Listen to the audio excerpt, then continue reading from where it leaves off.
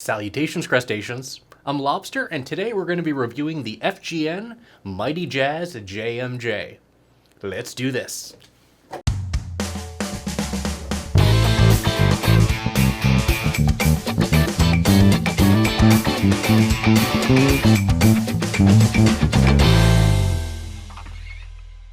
This is the FGN Mighty Jazz JMJ, part of their Mighty Jazz series. And this is a stellar bass. Now, one of my favorite instruments, which I've already reviewed and which is sitting on the wall back here, is my FGN Mighty Jazz Dark Evolution, which features EMG pickups and 24 frets. This is a different model featuring Seymour Duncan quarter-pounder pickups, as well as a ceramic Music Man style pickup, everything's passive, and a 22 fret neck. The body here is made of ash, and this is a bit heavier than what we have on my FGN Dark Evolution. This is coming in at 10 pounds on the dot, whereas this one is closer to 9. That being said, I don't find this to be a boat anchor, though it is on the heavier side. For controls, we have a passive volume tone option, and the tone knob is a push-pull for a series mode. Now you may be thinking, okay, we're going to run the Music Man pickup in series. No. That's not it. You're running both pickups in series together as one giant pickup, and you definitely get a different tone compared to running the pickups in parallel together. The jazz pickup here is a Seymour Duncan quarter-pounder, and it is a single coil, though everything is shielded and grounded excellently, so there's barely any single coil hum, though it is still there, so in noisier environments you will get a little bit of noise. That being said, you could always swap in a humbucking jazz pickup, but we'll go over all the tones and stuff momentarily. For hardware, we have the Sung Il bridge, which is one of my favorite bridges, honestly. This is the same style bridge that's on the Dark Evolution, as well as my FGN Mighty Power, and Reverb uses these bridges as well, and I commend them for that. These are just stellar bridges that give you tons of adjustment, as well as the option to string through the body or string through the bridge. The neck is a maple neck with a maple fingerboard, and it features the CFS system for the 22 frets. That means that the frets are slightly concave towards the nut in almost a C shape. The C stands for Circle Fret System, and there's more info on that linked in the description below from FGN. And then up at the headstock, we see 4, I believe they're Godot tuners. These are the same style tuners that are on, the FGN Mighty Jazz Dark Evolution, as well as the Mighty Power. They're not lightweight hip shots, but they're not heavyweights either, so nice tuners overall. Now let's go ahead and turn this bass around real quick. Around back, you don't really see much of anything other than the 4 string ferrules, so you can string through the body, and this excellent, magnificent neck heel. Each neck is built for the specific body that it's going on and is fitted for perfection. And I mean, this is just, there's no extrusion, triangular or square or anything. This is smooth right up to the neck joint. And the neck joint is a 5-screw neck attachment for tons of stability. And then above that, we also see the maple neck, which looks to be excellent quality. Now you may be wondering, hey Lobster, how much do these cost? Well, that depends. You can find these for as little as around $900. That's what I paid for mine through XYZ Guitars when it was on sale. However, these list from anywhere between $8.99 all the way to $11.99 from FGN Direct. So the price can vary quite a bit. That being said, the prices that I've seen on Kurosawa Gaki, where I got the blue one, are more close to the $8.99 price point. And if you wanted to purchase one of these from Japan, you could definitely do so for, I believe, under $1,000, including shipping, or around the $1,000 mark. That being said, for that price, you are getting essentially a handmade but CNC-assisted, beautiful instrument that is just superbly crafted. FGN craftsmanship, in my opinion, is second to none. And the fact that these instruments from their in-house brand are available for, around $1,000, some even a little bit less, I think that's a great deal.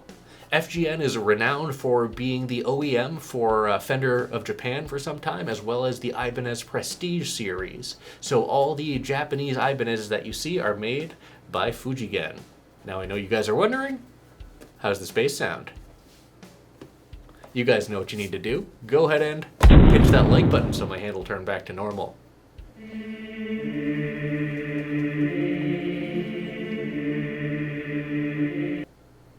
Thanks. So first off, I have to say, with the single coil neck pickup, this thing is dead silent. I mean, listen to that. You just get the slightest 60 cycle hum, but with the shielding and grounding and continuity that they have going on in here, it's nearly dead silent even with the single coil. Now, let's go ahead and see what this thing sounds like with all the controls at 100%.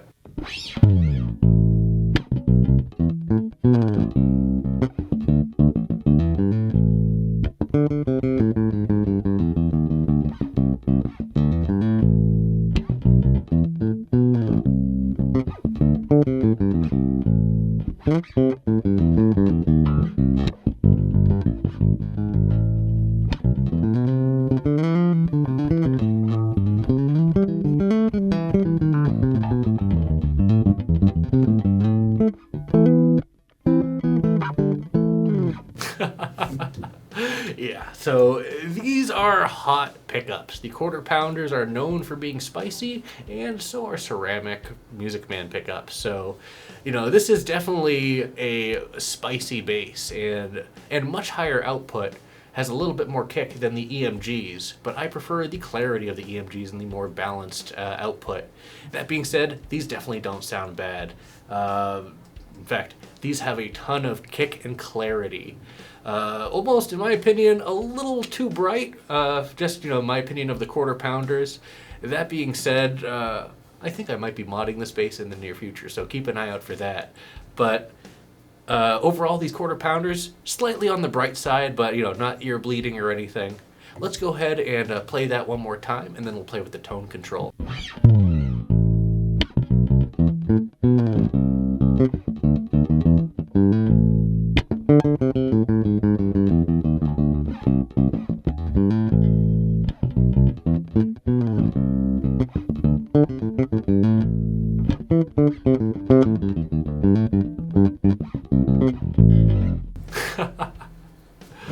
Oh man.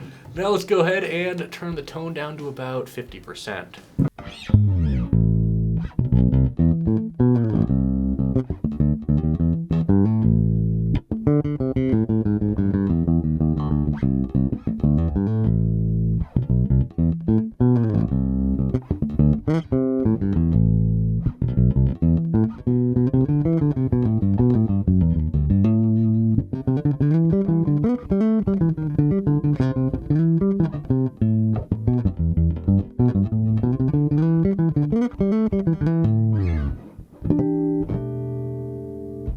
And here's the tone all the way down.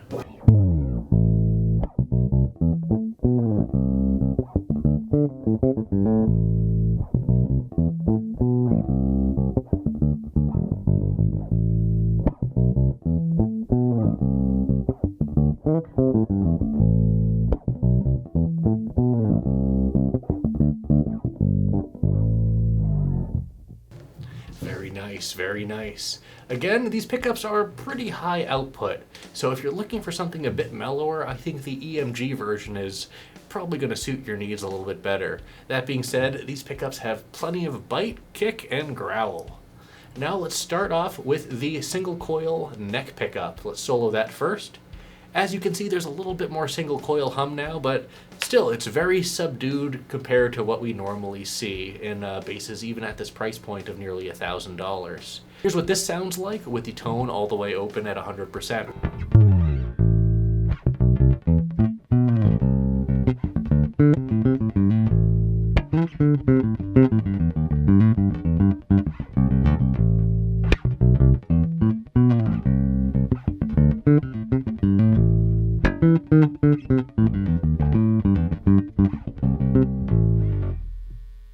Very nice. Now here's the tone at about 50%.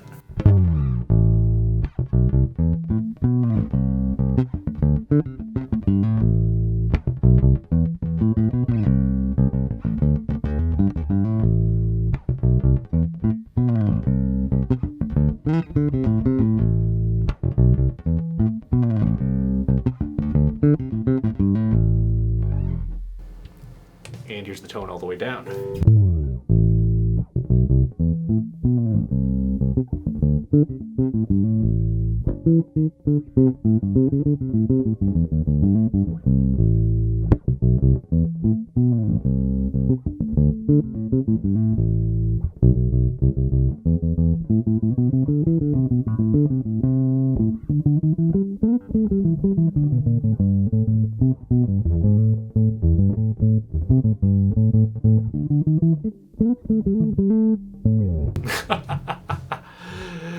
Not too bad, not too bad. Now let's go ahead and bring back the bridge pickup and turn down the neck pickup. So now we are running just the bridge pickup. There is no series parallel switch. I believe it's wired in series, so there is a lot of kick there as well. And then when you pull the tone knob, you engage both pickups in series together. So now here's just the bridge pickup with the tone at 100%.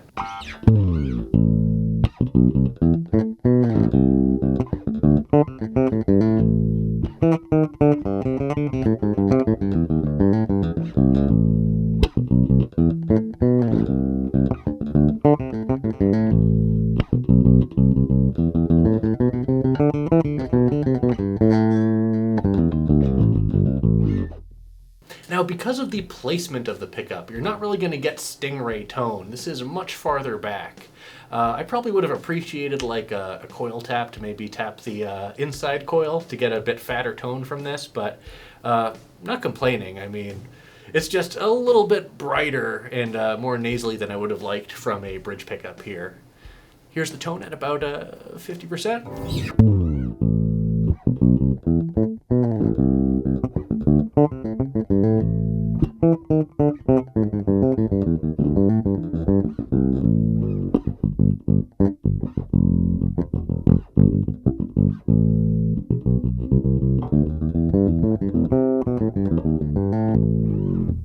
And here's the tone all the way down.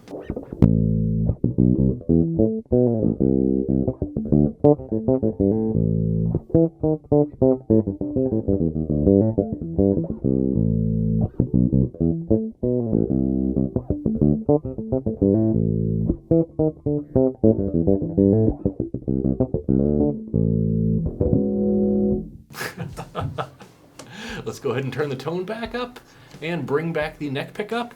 Let's play this with a pick a little bit. I'm going to be using my trusty Dunlop felt pick here, and let's see how she plays.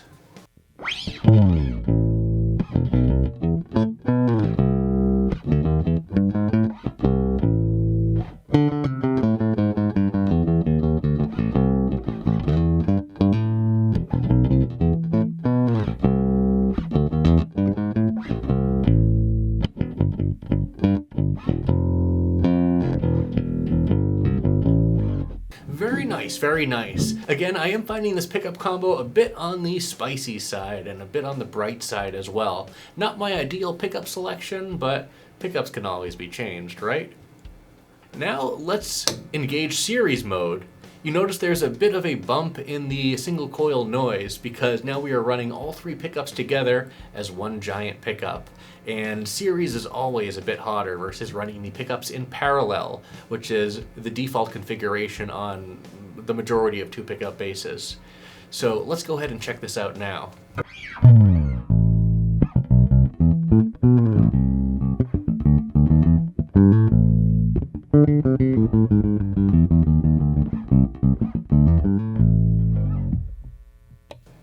Yeah, that is spicy. I don't think I'd ever really use that series mode because it's almost like overwhelming at that point. That being said, it's there. Again, honestly, I would have preferred a coil tap option for this push-pull to engage one of the banks of coils in the Music Man, or perhaps a series parallel option for this pickup. But having both pickups in series as a whole is not really useful to me personally. So that's why I like the EMG version better, because you are able to have a stacked single coil mode with the push-pull versus the series thing that we have going on here. And now that leaves only one more question to be answered. How did she slap?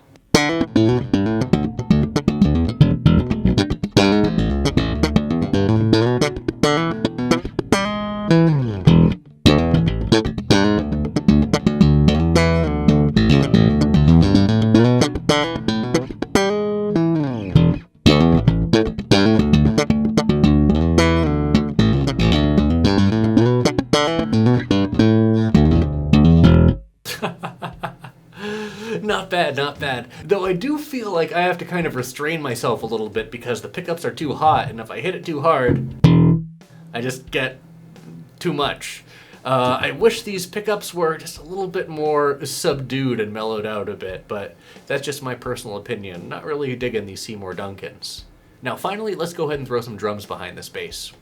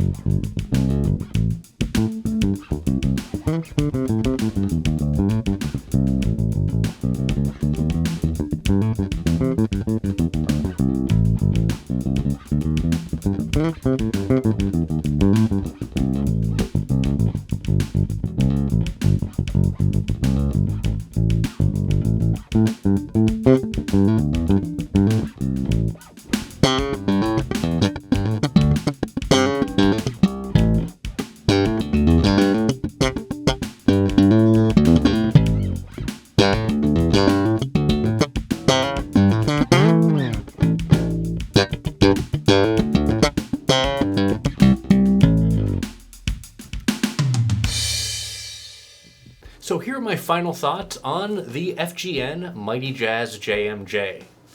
Overall, this is a stellar bass with electronics that I'm just not a fan of. I'm really not digging these Seymour Duncans, but literally everything else about this bass is flawless.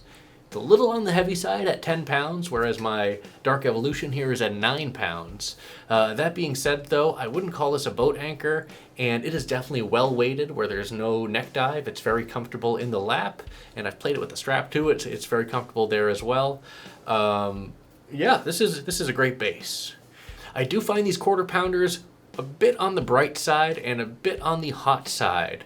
I think we're going to go ahead and replace these with some Nord strands, and I'm going to be doing a separate video on that whole mod project, and we'll also adjust the push-pull functionality to get rid of this whole 2-pickup series thing and instead engage something a little bit more useful for the bridge pickup.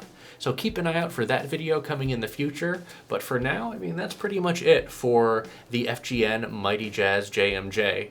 It has high-quality hardware, high-quality electronics, though not really my cup of tea, and stellar construction. So that leaves the question to be asked, what am I going to rate the FGN Mighty Jazz JMJ? Yeah! I'm going to rate this bass